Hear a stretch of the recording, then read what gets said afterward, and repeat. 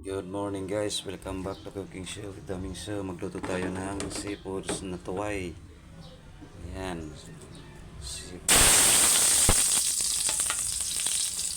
Bawang, luya, kamatis, sili. Igisa muna natin yung mga ingredients pampalasa.